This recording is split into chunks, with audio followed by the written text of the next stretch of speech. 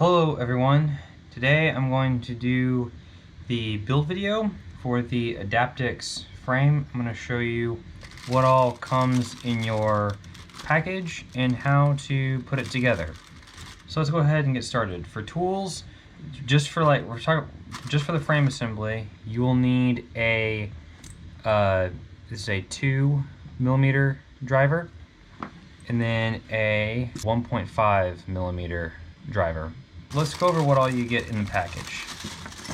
So these are all the components. So there are 2 bags here. One bag is going to include all of the hardware to build the frame, and the other bag is going to contain 16 M2 by 5mm screws. These are for your motors. So whatever motors you get, these screws will bolt. They'll allow your motors to bolt directly onto the arms. They are the correct lengths, so you don't have to worry about these motor screws being in contact with your copper windings. Then as far as TPU goes, you get your universal camera mount, your battery holder, a little this is your VTX tray. You will also get a little, they call this the cool fin. It's just a decorative piece, kind of make your drone kind of look like a Racer 4 if you want to build it in the like in the race configuration. Just a little cute little accessory here. And then the last 3 part you get is a coin. What is this coin? So this is a challenge coin, and they are numbered, and I will talk more about these at the end of the video.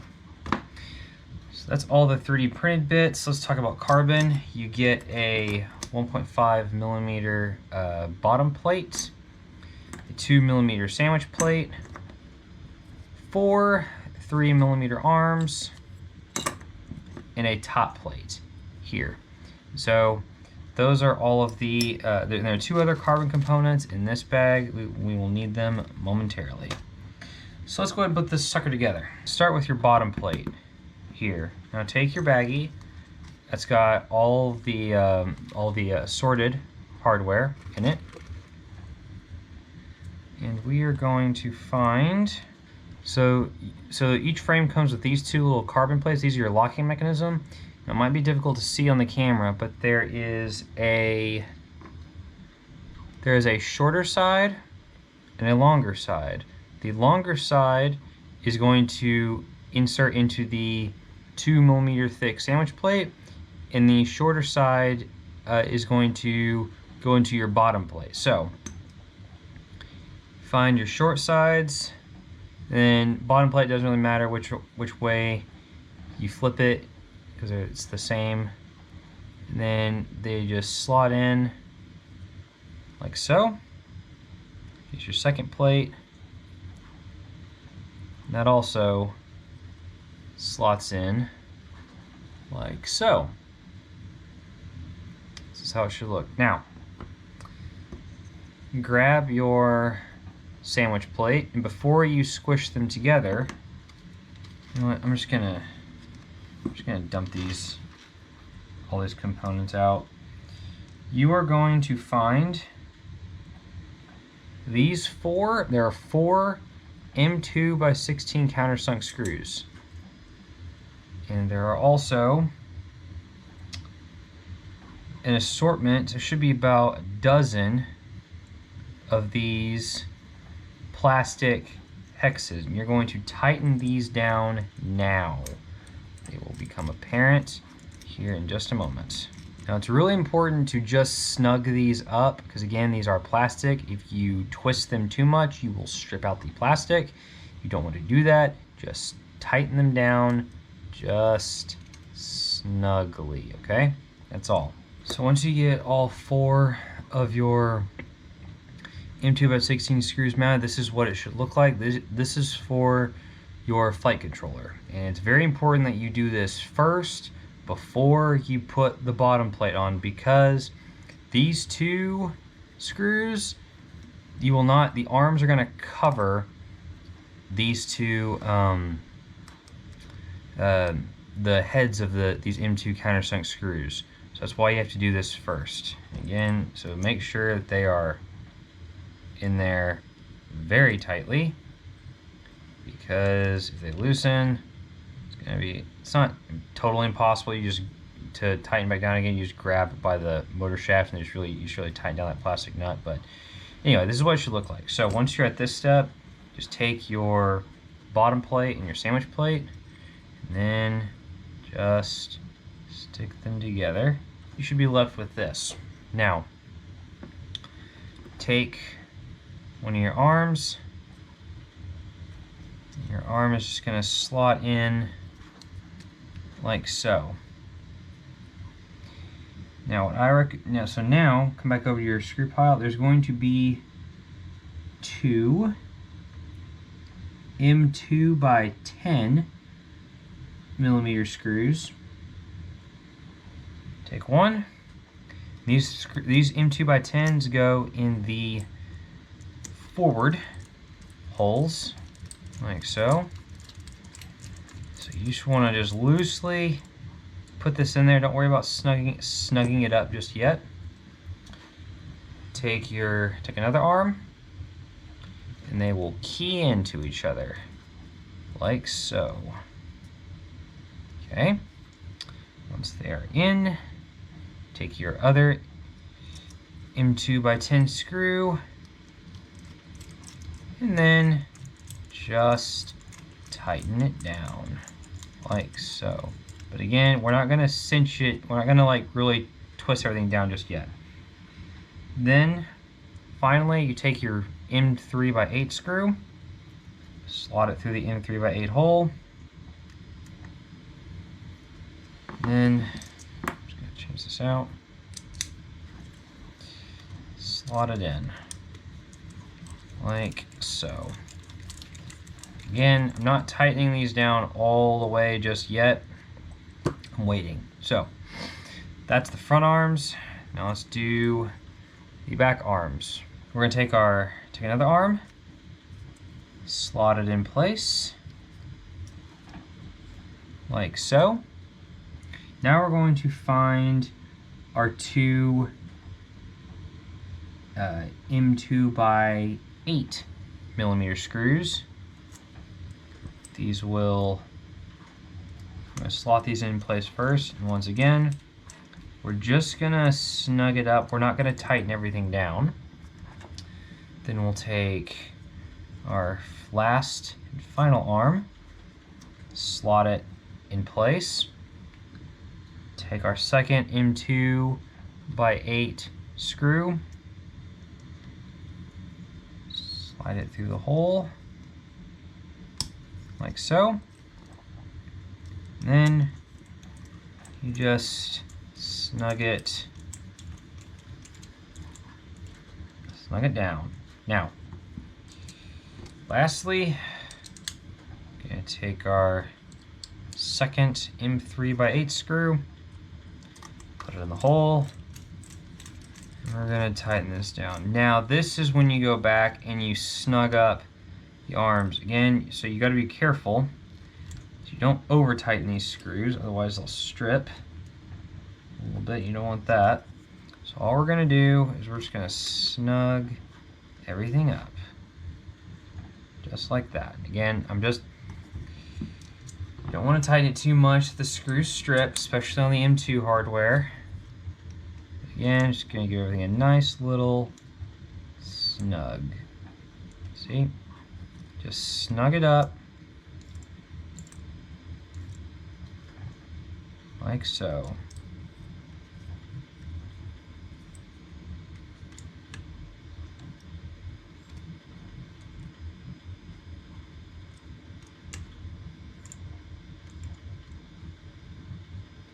Okay, and that's that.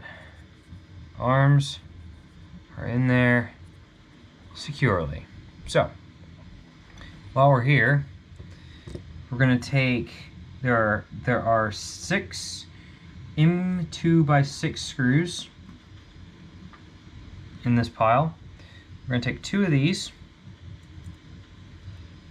we're going to slot these through now. And again, I want to build this in its freestyle configuration. So these will slot in here. Take your second screw.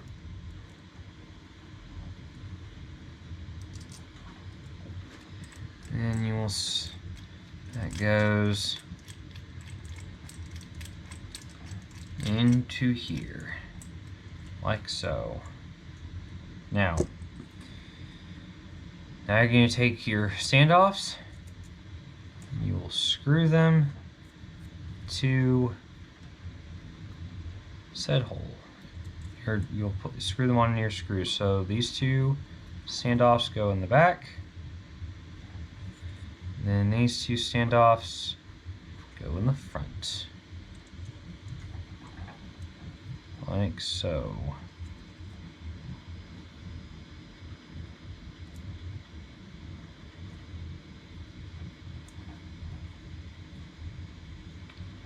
Okay, so that's what it should look like. Now, it's at this point you would put in all your electronics, but let's just pretend that this has got all its electronics in it. Then take your camera mount. Camera mount slips in over like so. So you're going to take your little sled here, and again, depending on how you're going to build this thing, if you are building this with an HD VTX, you don't actually need this sled piece, so you can quite literally just take some clips and cut this off like so, and you'll be just fine. But we're gonna pretend that we're building this with an analog video receiver, so you can just see how this mounts in your frame. So you're just gonna take it, again, pretend that there's a stack here. This just slips on over your standoffs like so. Then this thing just presses down onto your flight controller, on top of your flight controller, and it should look like this. And then from there, we're going to take our top plate, we're going to put it, we're going to start with the two screws in the front. Also, I should say at this point, if you were building this in the race configuration,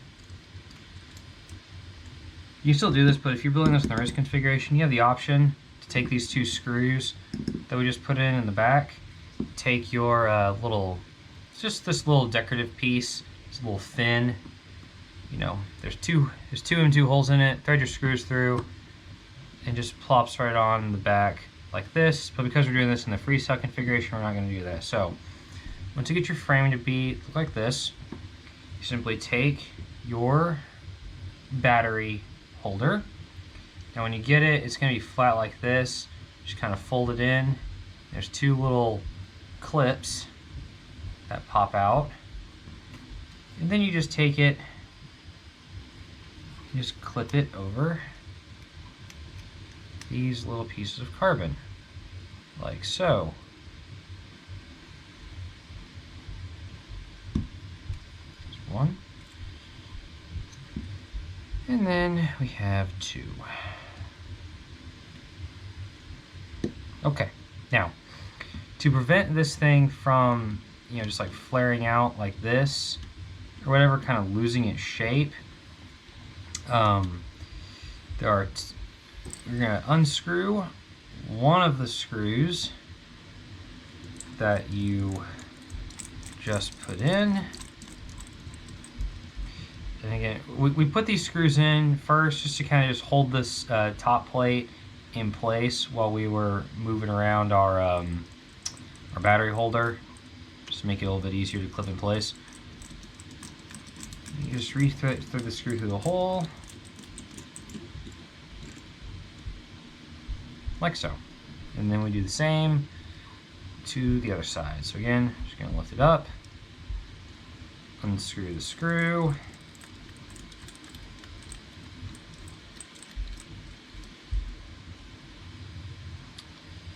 And then just put it back in place, like so.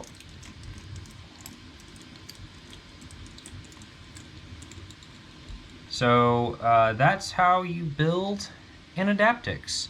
Now, one little caveat here to look out for. When you are changing out your front arms, make sure that your top plate is secured in place, because this M2 screw right here threads through this standoff right here. So again, when you screw the standoff on, when you screw the standoff on in here, the threads of the standoff are lined up with the threads inside the press nut. So you take this top plate off and then try and replace the arm. This standoff in here is going to move, and the arm isn't going to seat properly. So what you want to do is make sure that this screw is firmly in place. Then you can unthread, then you can take out this bottom screw here, take out your M3 screw, and then swap your arm. And then that way, like, when you put it back together, you can just screw this right on, and the standoff isn't gonna like get pushed up because the threads are out of alignment. And now in the back, you don't have to worry about that, because again, there is no standoff right here. This just threads directly into the press nut. You can pull this out, pull out your M3 screw, arm slots out, you slot a new one back in, and you're done. So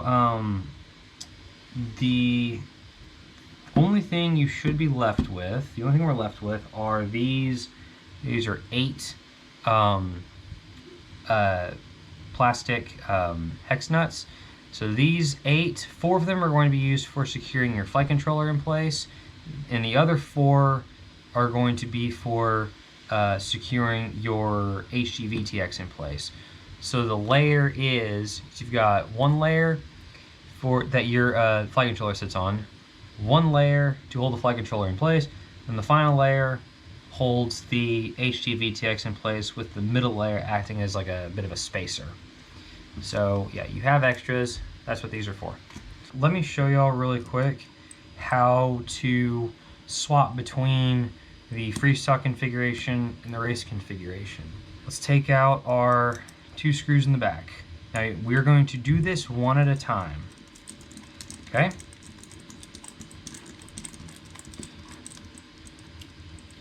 So we'll take out our first screw.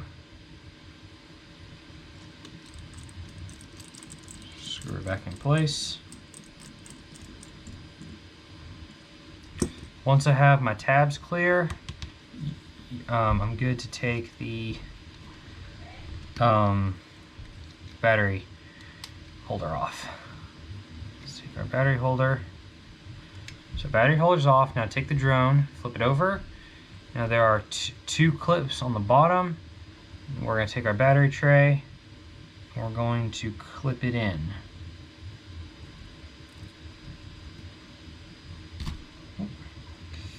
Again, this is kind of difficult because you've got the arms kind of in place. The arms help lock it in, so we got one. So it just clips in. Go on the other side. And just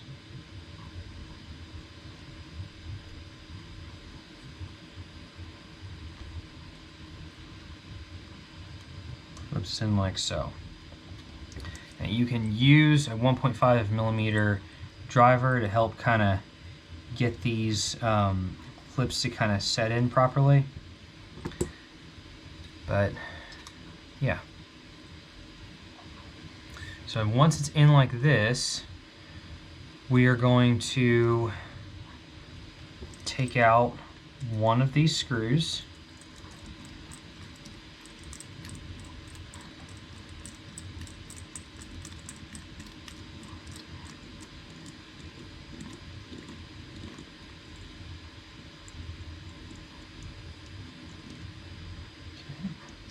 And then do the same for the other side. Okay.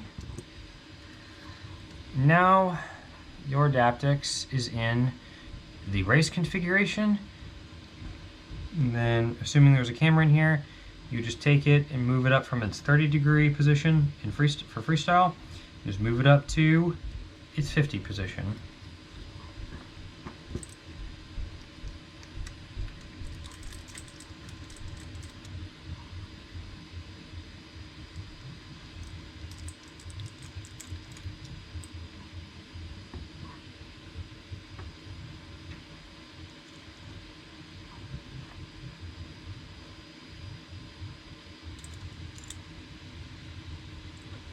And for those of you who are curious, this is what the drone looks like with the little DRL style fin on top.